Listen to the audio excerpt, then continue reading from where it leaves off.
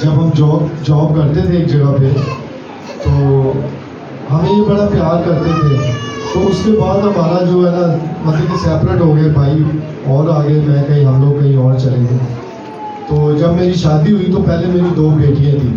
مجھے پتہ چل گیا تھا کہ بھائی جو ہے نا اس وقت خدمت میں ہے. ٹھیک ہے. تو امی کہتی امی سے بھی بات چیت ہوتی رہتی تھی.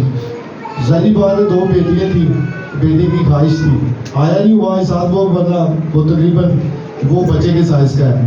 تو میں اپنے بھائی کو کال کرتا ہوتا تھا کہ یار دعا کر کے اگلی دفعہ خداوند میں نے بیٹا دے دی. تو ٹھیک اگلے سال خداوند نے مجھے بیٹا دے دیا اور اس کا نام میں نے یشوا رکھا ہوا ہے. ٹھیک ہے, 7 سال میری عمر ہے. تو آج خداوند کے فضل سے میں اور آج ایک اور سوال لے کے آیا ہوا ہوں. تو چلے میں شیئر کر دیتا ہوں. شاید خدا کی یہی مرضی تھی کہ یہی سلسلہ میرے ان لاز میں ہے. میرا جو بڑا ان لاز ہے ان کی بھی 2 بیٹی ہیں. تو پچھلے ویک میری مسز کو کال آئی ہے کہ خداوند نے ان کے اوپر بھی فضل دیا ہے. تو میں آپ کے اوپر بھی آپ کے ساتھ بھی آگے ریکویسٹ کرتا ہوں, بھائی صاحب کے بھی آگے, اور جتنے بھی سینئر پاسٹر صاحبان ہیں یا آپ لوگ ہیں, آپ سے ریکویسٹ کرتا ہوں کہ خداوند ان کو بیٹا دے.